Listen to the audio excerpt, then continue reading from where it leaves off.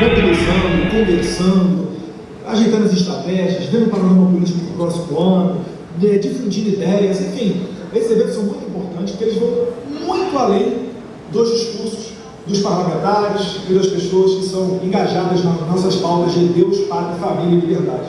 Então, agradecer ao Rodrigo Lorenzoni o seu convite, mais uma vez pedir desculpa, por circunstâncias alheias à minha vontade, estou aqui na CPMI, não deu para me ausentar, embora mais cedo, enfim, eu estou permanecendo aqui, mas certamente Deus está vendo que é por uma justa causa também. Afinal de contas, tem mais de 100 pessoas, cerca de 100 pessoas que seguem detidas, e nós sabemos que se estivessem traficando drogas, não estariam sendo punidos de maneira tão rigorosa e antecipada. Lembrando que eles não têm uma condenação judicial pesando contra eles ainda.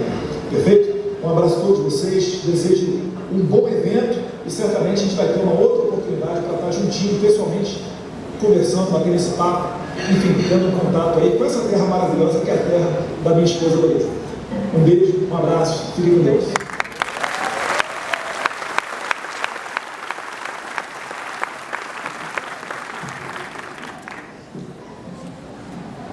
Antes de darmos início à instalação da Frente Parlamentar do Conservadorismo, procederemos à entrega do Prêmio Destaque Conservador.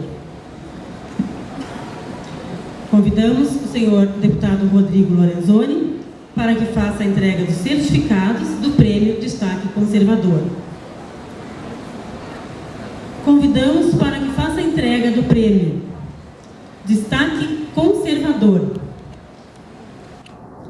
para o senhor ex-ministro e ex-parlamentar desta casa, Onyx Lorenzoni, o senhor deputado Paparico Bach. Por gentileza, suba ao palco para que proceda a entrega do prêmio. Poxa.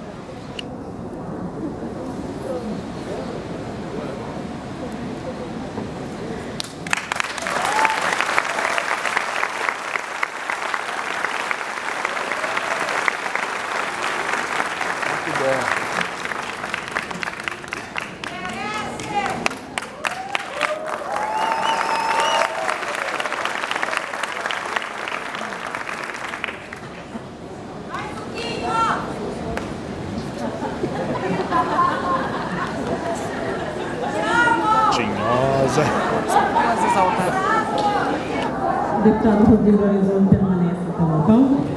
Convidamos o senhor deputado federal e ex-presidente deste parlamento, Giovanni Cherini, para que faça a entrega do prêmio Destaque Conservador para o senhor vice-prefeito de Porto Alegre, Ricardo Gomes.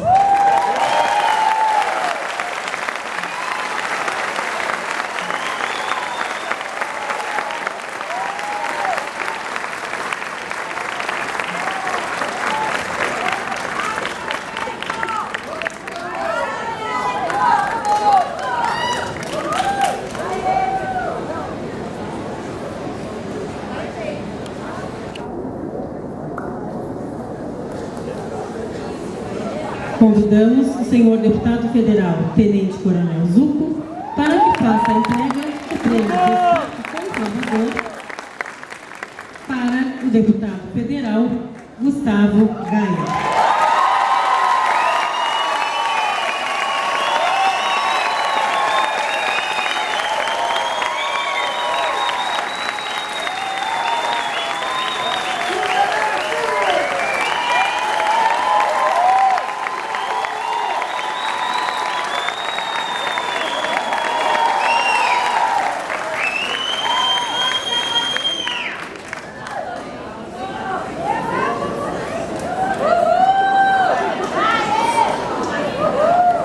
Antes de darmos sequência a este evento, convidamos aos homenageados, então, para que façam uma foto oficial aqui com os certificados dos prêmios.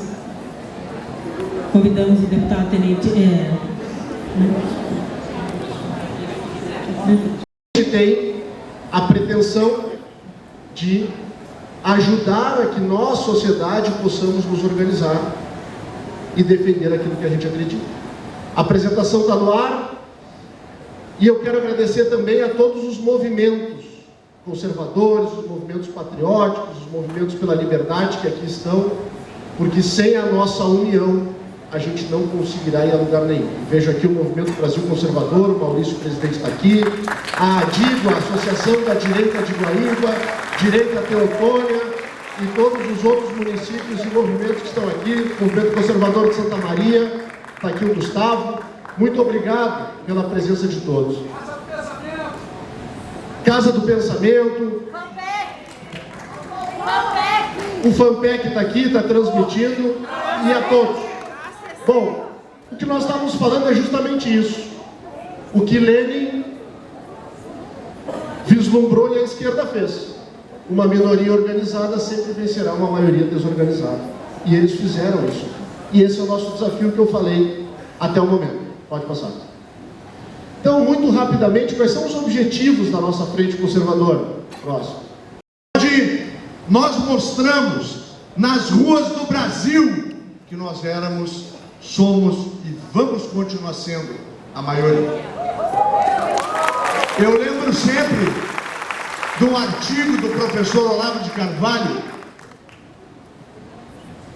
que a nossa infantilidade, num dado momento do governo, fez confrontar os militares com o Olavo de Carvalho. Meu Deus, todo mundo era conservador, mas muitas pessoas não entendiam. Esse momento que nós vivemos aí, ele nasce próximo, por causa disso. Eu gosto muito desse slide, porque ele sintetiza numa imagem o que nós pensamos, o que nós somos. Por que é Gustavo Gaia, Zucco, Ricardo, Rodrigo e todos os demais que estão aqui, que atacam tanto as nossas crianças?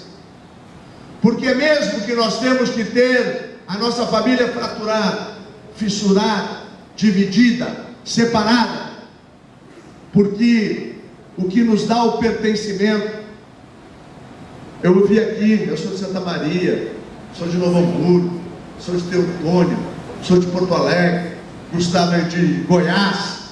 O que nos dá essa condição do pertencimento é a família. E este é um dos grandes adversários do totalitarismo esquerdista. Quando nós cortamos os vínculos familiares, quando nós dividimos as famílias, quando nós inventamos uma família que não existe, e quando nós depois cortamos os laços espirituais do ser humano, esse ser humano fica solto. Quando ele está solto, ele é vítima fácil, e quanto mais jovem ele for, da ideologia socialista.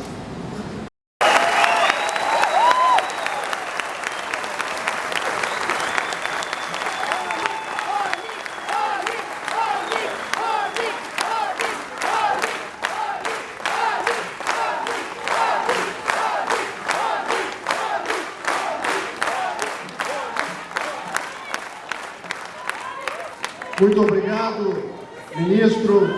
Rodrigo. Obrigado, Rodrigo. Um abraço para mim que se foi. Amigos.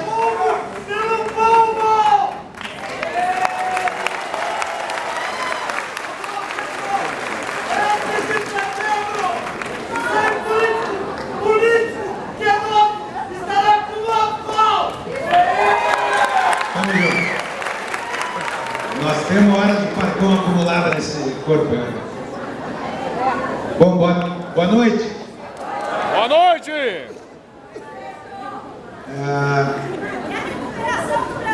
Primeiro, eu quero...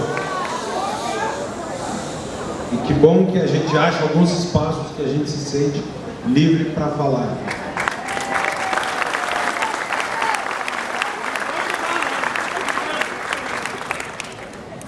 Primeiro, só para tirar, o Rodrigo e eu temos uma grande divergência, mas ontem aconteceu um fato preocupante, deveria nos indignar a todos. Ontem, Rodrigo, os vermelhos, os de vermelho, ganharam com a ajuda de um juiz. É só deixar isso registrado. Isso deveria nos indignar a todos, mas Brincadeiras à parte, eu falei isso para justamente dizer que ninguém pensa igual. Eu passei a minha vida no movimento liberal. Eu sempre me considerei um liberal e me considero um liberal clássico. Isso quer dizer que alguns conservadores me chamam de liberal e a maioria dos liberais me chama de conservador. E eu vou dizer por que eu não me incomodo com isso.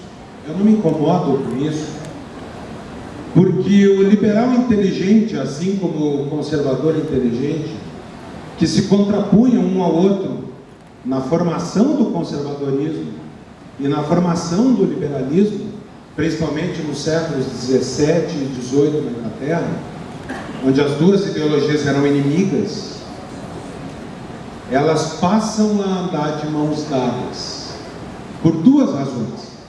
Primeiro, porque as reformas que os liberais propuseram foram incorporadas ao conservadorismo. Nós tínhamos na Inglaterra, por exemplo, que não se elegia o governo, o rei nomeava o governo. E os conservadores, hoje o Partido Conservador Britânico jamais diria uma estultice de que não é o povo que elege o seu governo. Ou seja, o conservadorismo incorporou a pauta liberal e principalmente a pauta econômica, a pauta política e a pauta econômica.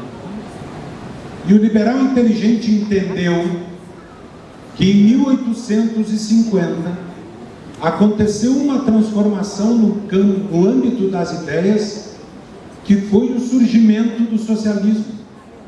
E o liberal inteligente sabe que ou os liberais e os conservadores se unem para enfrentar o socialismo, ou nós vamos perecer na mão da ameaça vermelha.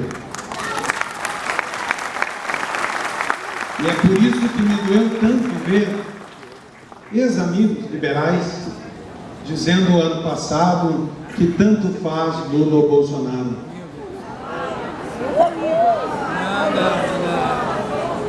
Pagaremos o preço também dessa burrice. Nós estamos juntos carregando o fardo de quem assim pensava. E por que é impossível entender um liberal que pensa assim? Porque a luta conjunta do liberalismo e do conservadorismo sempre foi o enfrentamento da tirania. O enfrentamento da tirania, a garantia dos direitos individuais contra o poder do soberano. Isso é uma Constituição. A Constituição não existe para dizer para o povo como ele tem que se portar. A Constituição existe para sujeitar o governo à lei. Esta é a batalha comum de liberais e conservadores. E a história mostra isso. Eu gosto bastante da história britânica, e tem um rei na Inglaterra que é descendente dos reis da Dinamarca, rei Canuto. Em 1016 ele assume o trono. Depois ainda vem outros reis anglo-saxões até a invasão normanda. E tem uma lenda que eu gosto, não sei se é lenda, a gente conta como se fosse verdade, mas é muito boa. Diz que Canuto, 1016, no ano de 1016, chega na Inglaterra e manda os seus súditos colocarem o trono do rei à beira do mar. E eles colocam o trono, Canuto se senta, ele é o soberano da Inglaterra, ele é o rei todo-poderoso, não existia nem parlamento, o rei mandava, ponto. E ele olha para a maré e diz: maré, pare de subir. E a maré continua subindo. E ele diz: maré, eu vos ordeno como soberano desta terra, desta ilha, que pare de subir. E a maré continua subindo. E ele diz: eu sou o rei da Inglaterra, pare de subir. Quando a maré molha as botas do rei, ele se levanta, tira a coroa da cabeça, vira para os seus súditos e diz: isso é para que todos vocês entendam que há leis nesse mundo que nem o rei da Inglaterra pode mudar. E coloca a coroa em cima da cruz que havia no trono. Foi o nascimento doutrina que diz que há algo acima do poder do rei. E essa doutrina ela vem mudando ao longo do tempo. Em 1215, na Magna Carta, os ingleses, os barões se revoltam para dizer ao rei que ele não poderia aumentar impostos sem o consentimento do povo. Mas não era só isso que dizia na Magna Carta. A Magna Carta dizia que o rei não poderia mandar ninguém preso sem o devido processo legal. 1215. Dizia que o rei não poderia escolher qual era o juiz que julgaria o réu. E que ninguém seria preso sem a legítima defesa. Que ninguém seria privado dos seus bens sem o devido processo legal. 1215. Essa tradição britânica, ela atravessa o Atlântico e chega nas colônias inglesas da América do Norte. As 13 colônias que viraram os Estados Unidos. E o rei da Inglaterra resolveu impor impostos aos colonos das Américas, que não tinham representação no parlamento. E os americanos começam a gritar: ei, Magna Carta, nós somos cidadãos ingleses e a Magna Carta vale para nós também. O rei não pode nos cobrar impostos sem nós estarmos representados no parlamento. E o rei manda prender e leva cidadãos das colônias para julgar na Inglaterra, porque não confiava nos juízes das colônias. O rei estava escolhendo o juiz que ia julgar. E os americanos disseram: não, Magna Carta, não pode. E o rei mandou prender e vetava leis que os colonos votavam, dizendo que eles não tinham o direito de fazer as próprias leis. Claro. Que era o rei que escolhia qual era a lei que valia. E os colonos disseram não. E pegaram em armas. E foram à guerra. E foram à guerra e disseram para o rei da Inglaterra que eles eram súditos do rei, mas que mais importante do que obedecer à coroa era respeitar a lei. Era submeter o rei da Inglaterra à lei.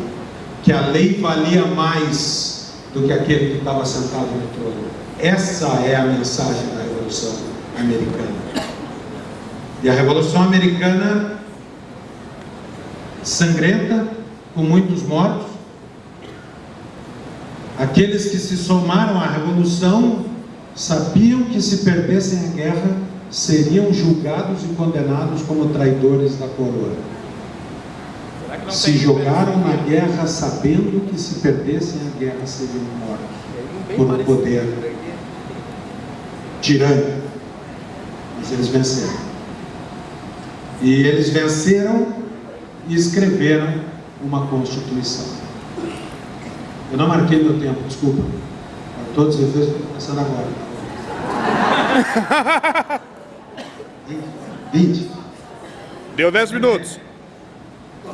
Ah? Tempo de fala. Vamos embora, vou falando. Grita daí. Eu sei que vocês vieram ver o Gustavo, mas eu vou aproveitar meu prazo aqui. 7 minutos. Tá bom. Eles escreveram uma Constituição, a primeira Constituição escrita do mundo. E o que eles sabiam que era a Constituição? A Constituição era a ferramenta para limitar o governo, para submeter o governo à lei. A gente chama isso de Estado de Direito, em contraposição ou Império da Lei, mal traduzido, Rule of Law, Império da Lei, em contraposição ao Império dos Homens. Tem uma frase aqui do Honório Leme, que é um herói da Revolução Federalista, da de 23, e dizia assim, perguntaram para ele: por quem lutas? E ele disse: luto por leis que governem os homens, e não por homens que governem as leis.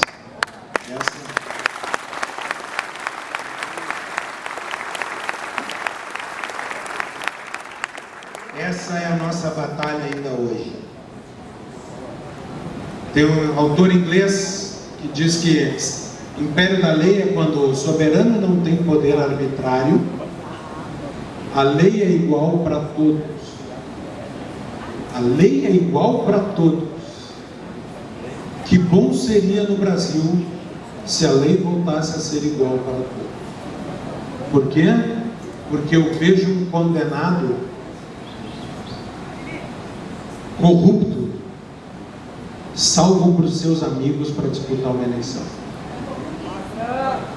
Ladrão. Ladrão. Salvo pelos amigos para disputar uma eleição.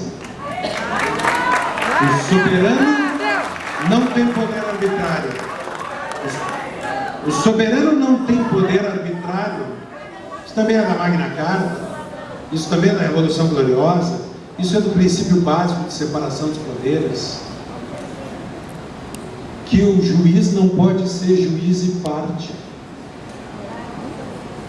A separação básica para a garantia dos direitos individuais separa o acusador do julgador.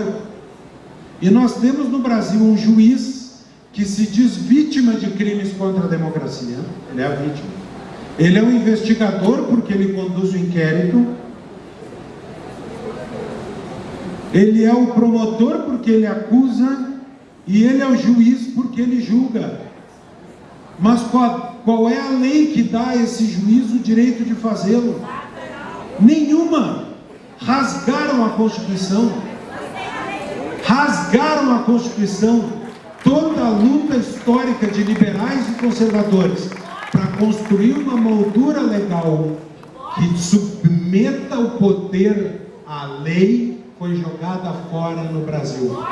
Esta é a ameaça que todos nós temos. Os outros 10 tem 10, obrigado. Ganhei duas voltas. Esse é o momento que nós vivemos hoje, prestem atenção. Por quê? Porque se na Guerra Fria nós discutíamos um modelo econômico de sucesso e comparávamos capitalismo com socialismo, esta não é a batalha dos nossos tempos. A batalha dos nossos tempos é a limitação do poder do Estado, é uma Constituição que funcione para garantir os direitos individuais das famílias e das pessoas. É só isso, mas é tudo isso. Essa é a grande batalha do Brasil. E quando